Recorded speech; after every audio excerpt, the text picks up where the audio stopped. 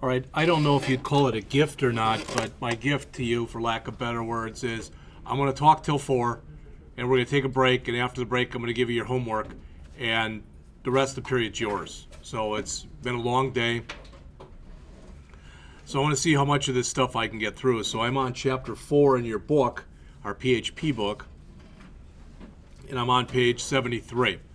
So in this chapter, the author talks about variables, doing some math, formatting numbers, understanding precedence, increment and decrement, random numbers. So a lot of this is stuff that you've had in other classes before. So we should be able to breeze through it. I'm not going to say fast, all right, but it's going to be more review than anything else with a lot of the stuff that's in here. And where do we go when we have questions about PHP? What's the name of the site? What? PHP.net. You're close. PHP.net. All right? So what they have in this particular example, or in this chapter, if you take a look on the screen here or in your book, notice what they do. They've got, for lack of better words, a little mini calculator. So the price is $5. We want 100 of them. That means that's the 500 part. We get a $10 discount, so it's $4.90. We multiply that $4.90 by 7.5% for our tax. All right? And then we choose our shipping method. All right? And the number of payments we want to make. And it's like, oh my God, not more stuff with payments. All right? Yeah. So they have you create the form that puts all of this stuff in. Once you click calculate, the idea is the price, the quantity, the discount, the tax, the shipping method, and the number of payments to make. Those are all going to be passed through to the associated PHP program. Does that make sense? So for all intents and purposes, the stuff that's in here, this could be an HTML file. Does that make sense to everybody? It could be.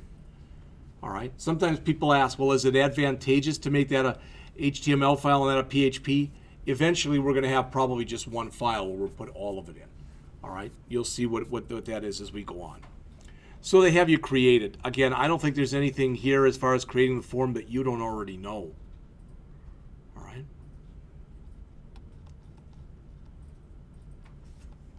This is how they set up the shipping method. $5 for slow and steady. $9 or $8.95 for put a move on it. $19.36 for I need it yesterday. All right? And you put that, all that good stuff in there, and as you see in here, the action is handlecalc.php. So that's the file that's going to be called, that's going to give you this stuff. All right? Hopefully just looking at that it's starting to make some sense as far as how that would be and why that would be. Again, the idea in here, and this is page 77, I really don't think we have to talk anymore about the arithmetic operators. All right?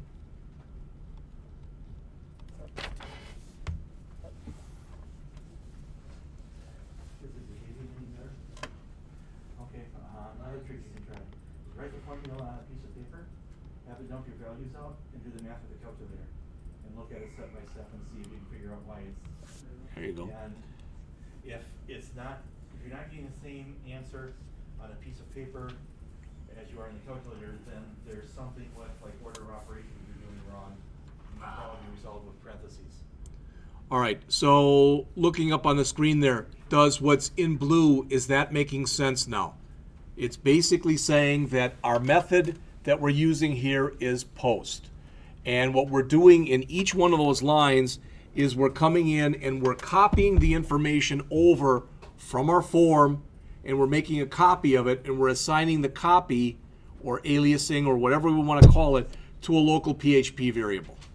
And it's not mandatory if that's price, that's price, quantity, etc. But it sometimes helps to keep the names the same. All right. Then they just start doing some math. All right. And again, I don't think we really have to go over the math. What I want to make sure that you know is when you look at this and you put all that stuff in and you click calculate, that this is what you get. I mean, when you look at it, 6 widgets. Well, there's the 6. $19.95. There's that. The discount, $10. All right. The tax, 6%. Now, let's be real here. This isn't a real representative, real form, because usually you wouldn't put down the price. All right. And as we go on, what you'll find out is we'll be grabbing stuff from a database, because that's a lot more natural way to do it. So we'll be grabbing something from a database and either just showing it to the user or giving the user the opportunity to insert another record or to change an existing record or to delete a record. That's what we'll be moving towards, and it won't be that long till that happens. All right. In Zane's honor, if you look right here, it says that it's going to cost 10.1318333333 cents. Every single language does formatting differently. All right. When people say, well, why aren't they just all the same? It ain't going to happen. You'll find similarities between a lot of different languages, C# and Java, etc. But you'll find a lot of differences. And in some ways, languages like JavaScript and like PHP, in some ways, they're kind of into an island of themselves because they just do things their own way. So, I just asked about that before. So if I got that and I didn't know what the heck to do, then I'd go out to php.net, and one of the first things I'd want to look up in here would be something like rounding. I don't know. So round. Well, that'd be a start. All right. Returns the rounded value of a value with a certain precision. So I'm going to look in there, and I know sooner or later they're going to be showing me examples. So notice if I say this and I don't put a number of decimal places with it, it just rounds up or down on the number. When I do this, it's 2 decimal places. And the reason I'm going to keep that one highlighted for a minute is that sure seems like that'd be the kind of thing we'd want to use in the program we're looking at right now.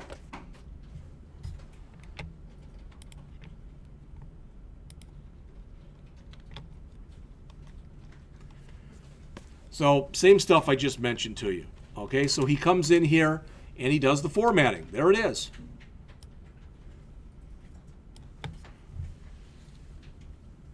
All right. Now, with some people, what they like to do, just so you know, because you'll see this a lot in code, and a lot in books, and a lot of examples online. In fact, the author even did this in an earlier example. They'll keep their total variable. They won't say total equals this and tell it to format itself. They'll have a separate variable they'll create, call it like total formatting. So you still have that total in case you want to use that for a calculation or whatever. All right, and remember that's its pure number. So if you were using that in an amortization table or something, you'd probably want to do that. And as Mike mentioned before, you'd want to only change it maybe, when we came to the end of the table or whatever. All right, because it's real easy when you do it's things like amortization to be off by a few cents. Right? And I've told you this story before, at least I think I have. I always remember this. I'm waiting for the title for my car, and I'm waiting, and I get a notice from the bank. It says I owe 6 cents. All right? They screwed up. And they didn't even send it a postcard. They sent it to me in a letter with, at the time, there was like a 19-cent stamp on it to tell me I owed them 6 cents. I just really and truly could not understand that. And how did I get even with them? I sent them a check. All right. Never heard back from him, but I did get the title.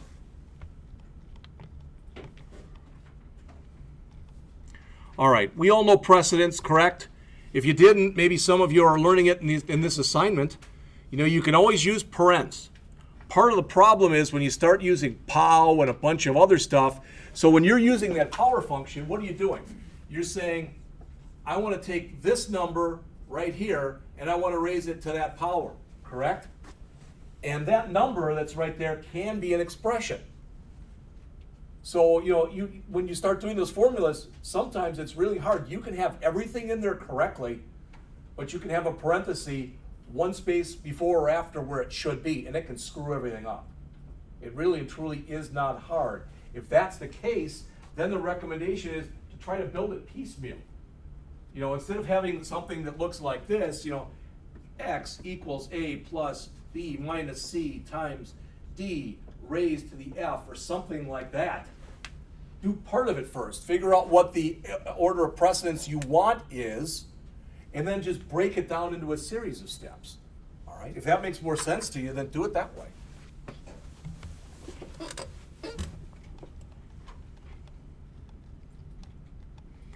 We know what plus plus is. We know what minus minus is. All right. One thing about PHP is like the other languages we've worked with, plus equals, minus equals, times equals, divide equals, modulo equals. Everybody hear that? Anybody who didn't hear that? Plus what you get in PHP is dot equals, which means concatenate. You don't use the plus sign to concatenate. It's dot, you use dot, so you can use dot equals if you want. All right, random numbers, turning all the way up to page 88. So if I were to tell you, for example, to generate 100 random numbers, all right, well, here's how you generate 3 of them. All right, and I think that actually would be between 1 and 99, and that's inclusive, so you'd want to make it 100. But if you put that into a loop, boom, tell a loop to run 100 times, there's your 100 numbers. All right. As it says, RAND can take minimum and maximum, so that's what that is. So if you want to do a lottery program or whatever. Here's some other mathematical functions. Again, I already mentioned round, already mentioned format. There's RAND. Ceil to move up, floor to move down, absolute value. But as we talked about a little bit earlier, so if I come in here, mathematical functions.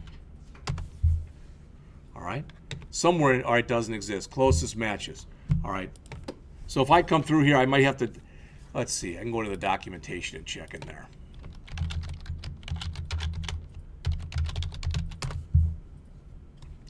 Yeah, thank you. All right. Somewhere sooner or later, there we go, mathematical functions.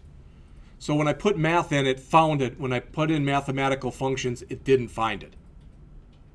Okay, that's fine. But you can see the ones right here. Probably about 30, approximately 30 functions. Most of them are the ones that we've used in other classes. There's the POW function. So if you wanted to know or had to know how that works, there it is. That's it for that chapter. I know that was quick. Questions? All right. Let's jump out to chapter 5, which is on strings. Again, they're going to create a form. How do you concatenate strings? What's the string concatenation operator? What did I just say? Period. Dot. Okay. New lines, we're going to talk about that. Encoding and decoding, substrings, etc. So just the same way, if I came over here and instead of typing in mathematical functions, where I got this, string functions. All right, I didn't find any. Fine. String. All right. Related snippet. Most of them are in here. Okay. All right, so this is what they create in this chapter. You notice that everything that's in here is text. The key field, as you might guess when you look right there, is this one. All right, and that's a key field because it has multiple lines. All right, and what'll happen in here is if you tell PHP you want everything that's in there to be stuck in a string. Okay, so let's say that I had in here, hello, my name is Jeff Scott. Period. Hit enter. I work at Blackhawk Technical College. Period. Enter. Get the idea? So let's say I had a few lines of code that were in there like that. If I go and print them out, all those new lines are typically going to be gone. All right. But there is a nice little function in PHP that's called NL2BR. That means convert a new line to a break tag. All right. It's one of the ones that will be discussed in this chapter. So they create this form. Talk about string concatenation again. We have. So if you're still confused, take a look at the examples that are shown in here.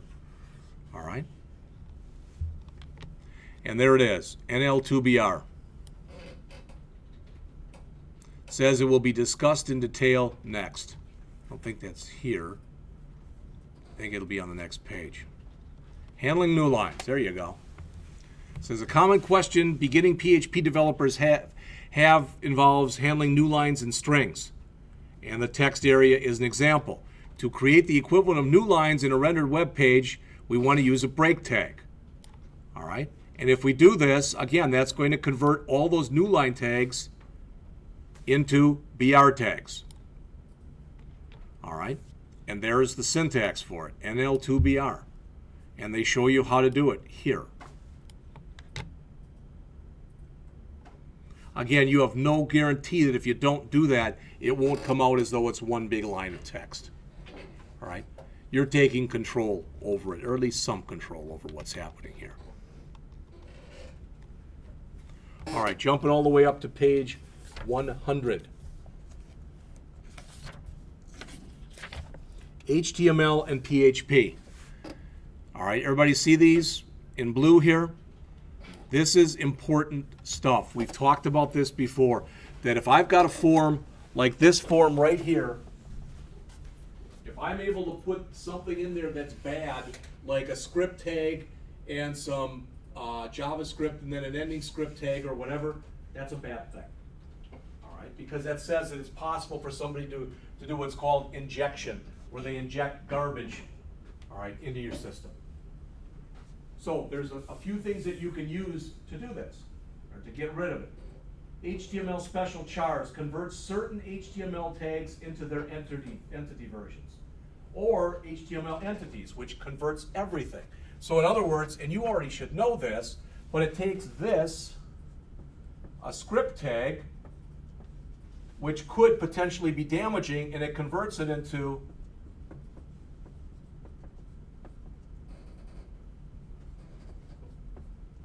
Does that make sense? That's what it does. It converts this into this. So this becomes its HTML entity equivalent, and so does that. All right? Because that way, if somebody does try to inject bad things into the system, it's not going to work. The strip slashes, as it says, it removes all HTML and PHP tags. It's a little extreme, but there may be a very good reason to do that. Maybe you want to allow the person to put something in, actually put PHP tags, or I'm sorry, HTML tags into this text area. But if you're going to take whatever is in that text area and throw it into a database, then you want to strip all the HTML and PHP tags out again. So you'd use strip tags.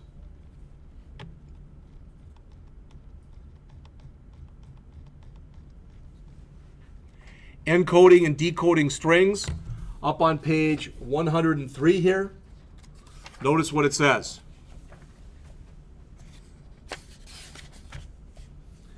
To safely pass any value to a PHP script through a URL, you can apply the URL encoding to it. So they give you a program that uses it here, starting on the bottom of page 103.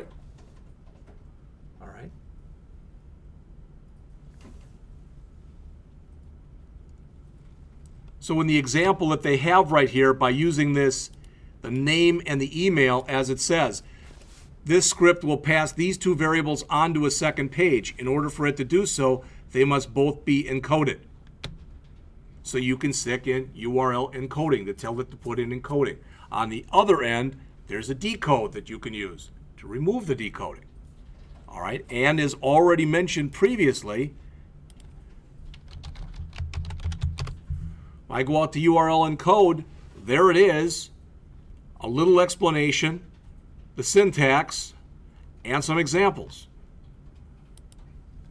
I believe it's URL decode, but I could be wrong. Maybe it's just decode. I don't remember. All right, it is URL decode. All right. In your book on page 106, would someone please answer me this question? This section right here. When is that especially important? Passwords, yeah. And there's other things too, but to be able to encrypt and decrypt. What you're going to see when we get to that point, PHP has its own things that you can use for encoding and decoding, and so does MySQL. All right? And can you use one or the other or both? Yes, yes, and yes. All right? Again, it would always depend on how secure you want something to be. Most of the rest of the chapter talks about substrings. And they show you some examples here on page 107. And then they go on for about the next 7 or 8 pages and give you examples. All right?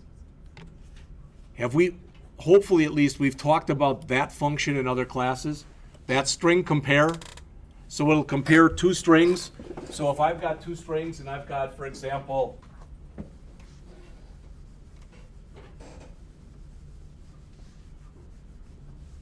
let's say that string 1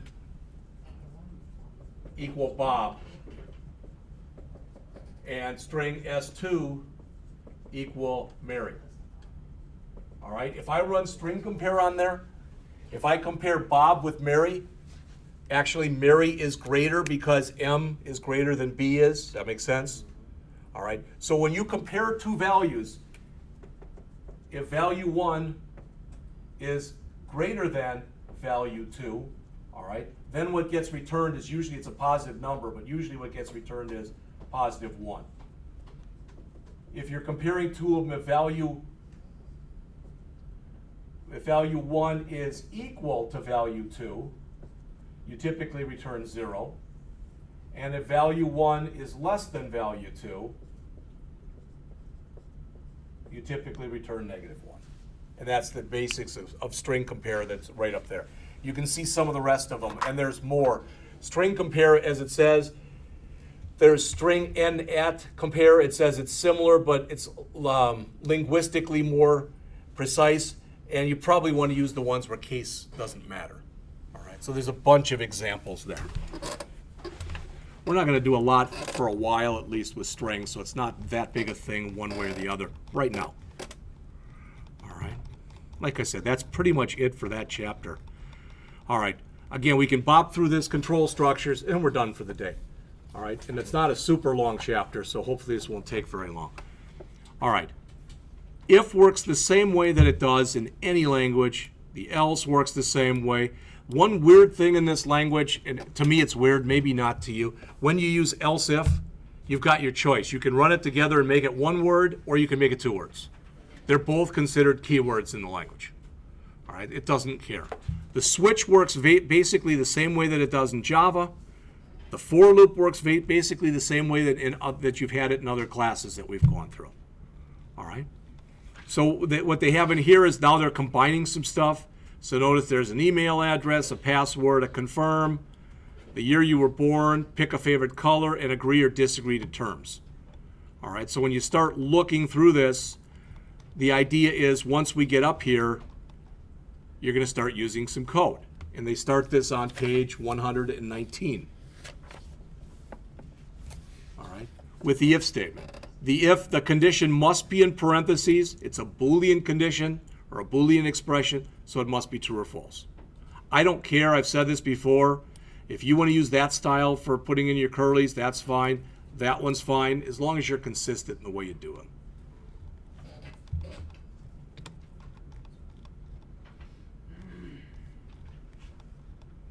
All right. Validation functions. It says PHP has dozens of functions commonly used to validate form data. One of these we've already looked at, and that's this one.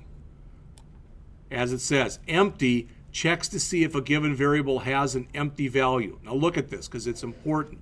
A variable is considered to have an empty value if it has no value, if it has the value of 0, or it has a value of false.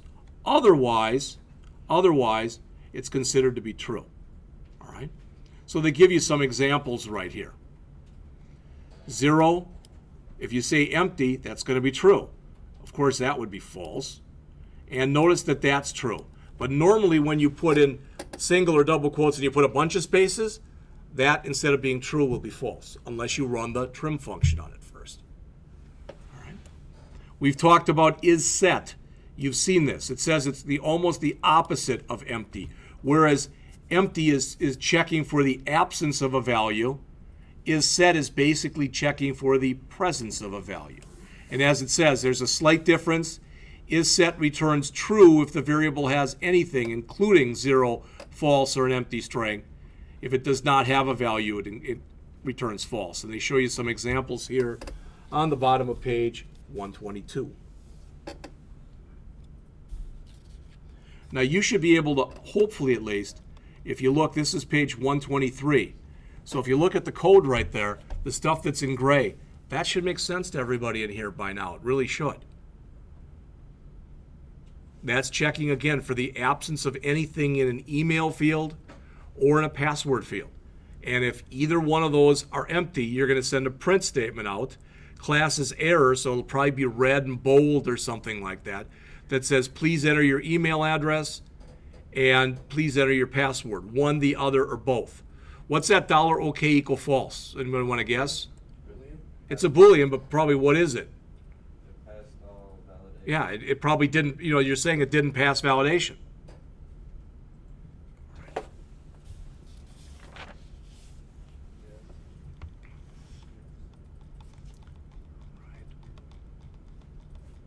Else, we already know how to use else. There's no big thing right there.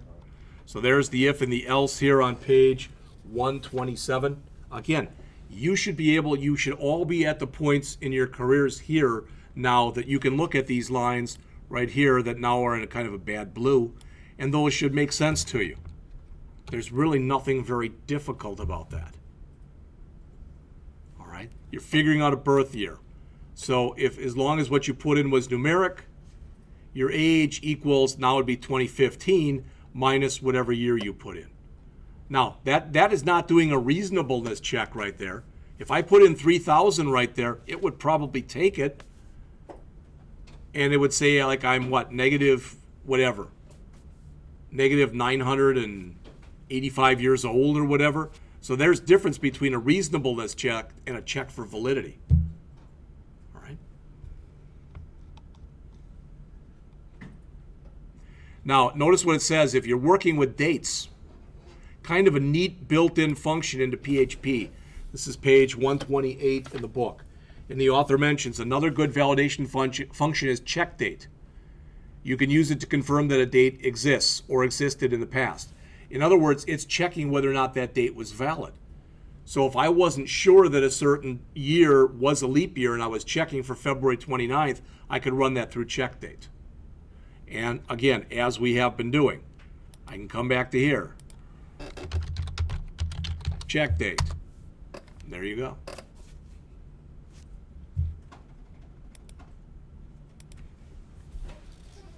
All right. Again, I'm taken for granted unless one of you tells me I'm wrong. For instance, this chart that's here in the book, it's on page 129, that you know what that stuff means. All right? That there's nothing in there that you don't get. And PHP does support the triple equal sign. It's not shown there, but it does, which means equality and identity.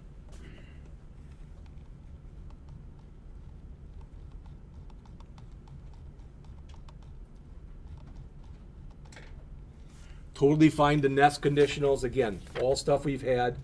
The logical operators, we've talked about those before. But if we look here, you actually have your choice in this language. If you please look up on the screen, you can use the word or you can use a double pipe sign. You can use the word and, or you can use the double ampersand. So you might say, well, why do they give you both of them? Why would you want to use one as opposed to the other? Well, if I move back here quite a few pages, there, you'll notice there's and or. They're basically at the same level of precedence. So really, in that case, it doesn't matter too much which one you use. If you say, well, I'm going to use the words and or because it makes my code much more self-documenting. Cool. No, I'm going to use the double pipe or the double ampersand because that's what every other language uses. Cool. Either way is fine. All right, whichever way you're more comfortable with, that's what you should be doing. All right. You should also be able to look at the code here on page 135 in the book. And that code should make sense to you. All right. All right. Else if, the biggest thing is what I already mentioned, the fact that you can write it as one word or two words. It really doesn't matter at all to the system. You can have as many else ifs as you want. If you do have an else, it must come after the last else if. You can have an if without an else, an if with an else, an if with one or more if else's without an else, or an if with one or more else else ifs with an else. Yeah, that's basically right. All right. Switch, again, use the same way that we had it in, for example, in Java. This is page 142 that's in the book. And it's just about the last thing that's covered in the chapter. All right. When you do a switch in this language, there we go. Notice what you can switch on. Doesn't have to be a number. All right. You can switch on strings. Totally fine to switch on strings. All right. So there's a lot of power in here. But the syntax is very similar to what we've seen in other languages. Switch followed by your switch condition in parens. The entire switch itself in curly braces. So there'd be, if we kept going, there's the ending curly brace. All right, a break at the end of each case. All right, the name of the case, and then a colon. If you wanted to do multiple things, you could have case red, then on the next line case yellow, then on the next line case green, if you wanted to do the same thing for each one of those. Probably the last thing that's in here that's worth mentioning on page 144 in the book, break, exit, die, and continue. All right, you know what break is. It's a good way to get out of a loop. You know what continue is. As it says, it terminates the current iteration of a loop. All right, so it goes back up to the top of the loop check again. Exit and die, more often than not, are used with databases. Not only then, but more often than not, yeah. Die is also great when you've got something not working right, and you can drop that in there, and just before that, print all your variables, and because sometimes HTML will hide the output because of how the formatting works. I've used it a lot when something hasn't worked right. The other thing too is when you do either an exit or a die, you can just put exit, paren, die, paren, or you can put a message in there if you want to. Sure. All right, so there may be a reason that you want to do that to add some more. So if you're going to be doing exits and dies all over the place, you probably want to put a message in there saying where you're exiting from. So if you want to go back later and debug it, it would make more sense then. All right, for loop syntax is exactly the same as what we've seen in Java and everything else. All right. While, same thing. Do while, same thing. Okay, it's exactly the same.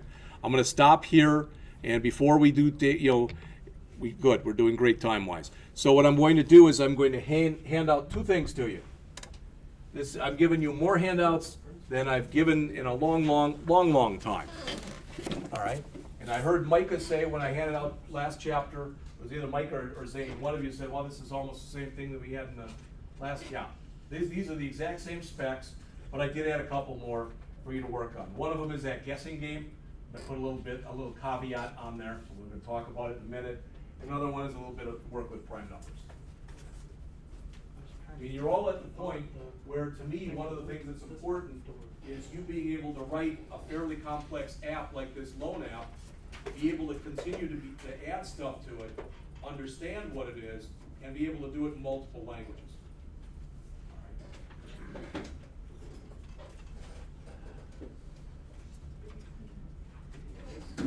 Thank you. So, let's go over this. Then I have one more handout. We will be before quarter two, hopefully. Then the rest of the period's yours. And if you say I've had enough, it's my weekend, then leave. All right.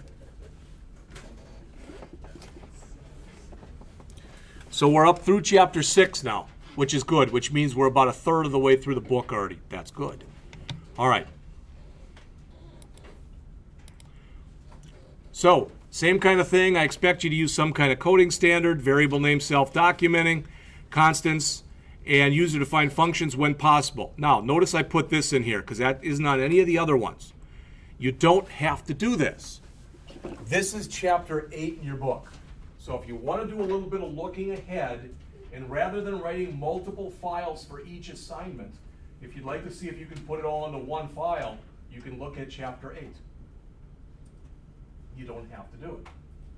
All right. But number 1 here, you've done this in other languages before, I know that. I think we did this in, I don't know if it was C# or what, I don't remember. That guessing game. All right, but here we're going to generate a number between 1 and 1,000. All right, and you let them know whether they got it too high, too low. If you're within 10, all right, tell them that they're hot. Within 50, all right, tell them that they're cool, and otherwise tell them that they're cold. That kind of an idea. All right. I mean, I've had people do this. I've given this assignment out in the past. I looked, and the last time I gave this assignment was like 2010.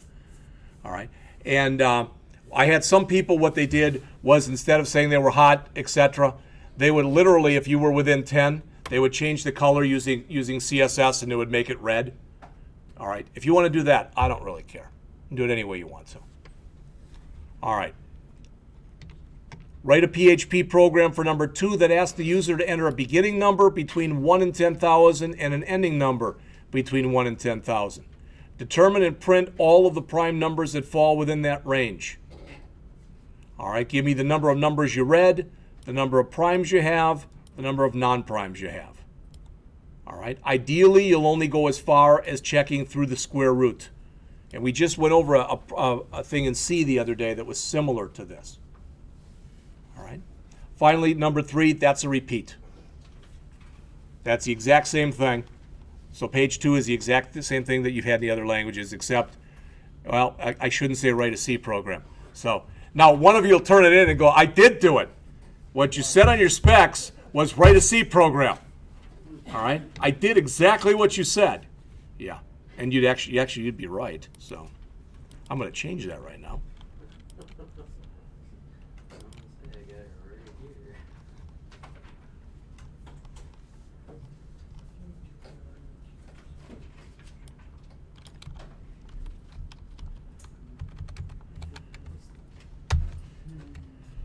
All right, so write a PHP program.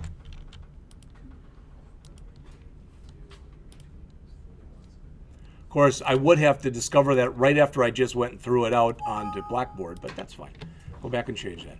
All right, so write a PHP program that does all that stuff. Last thing, that's this. I want to show you this. I was screwing around right before lunch and wrote this. It's nothing fantastic, but it'll allow us to look at a few things. You're also getting a hard copy of this. And I kept cutting it down. I removed, for yours, I kept removing and removing. In fact, I think I got a second version of it. I took out all the, when it printed, it was more than one page. So somewhere in here, I've got ammo 2.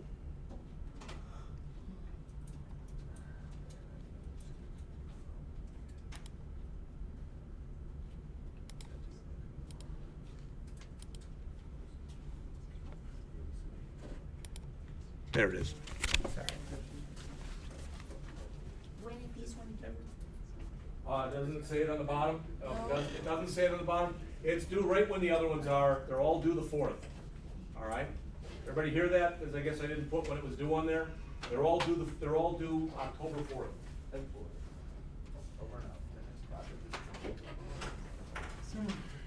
What I'm giving you right now then is exactly what's on the screen.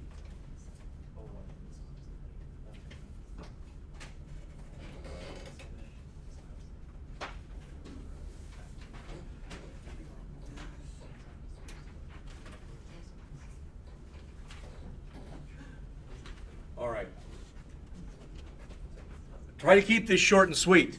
What you can do if you want to, if you look up on the screen here, what you can do if you want to in PHP is make default values for your arguments. Those are defaults, all of them. It says so I could call my function amortization like I call it here, and I could call it and just say paren. And then it would say, oh, use the default for this, this, and this. Okay? If you do use default arguments like this, so if I have 3 arguments and 1 is a default, it has to be last. All right? You've got to have your default arguments on the end. So what is this? Well, I didn't need that line. That was another one I forgot to take out. But I got my principal, I get my monthly rate, and here's the formula, and it does work. And that's pretty much the same formula I gave you guys. All right? And what I did to test it was I did this. Like I said, I don't think this line in here with ending balance, that's not even needed. So I'm going to remove both those lines. Like I said, I kept paring this down and paring it down. So, all right, so if I come into here, and I think I turned off XAMP.